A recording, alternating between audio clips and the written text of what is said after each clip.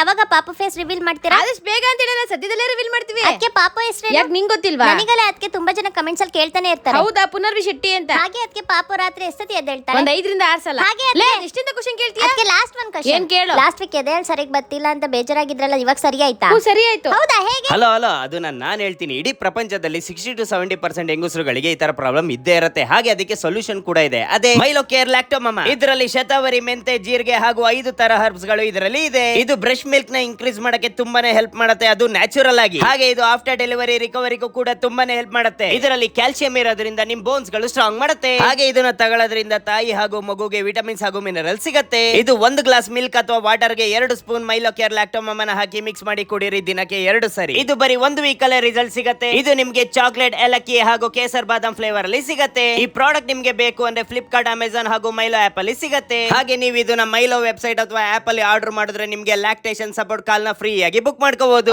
Super. ಇಲ್ಲಿ first ನನ್ನ ಮಗಳಿಗೆ ಆಟ ಆಡ್ಸೋ.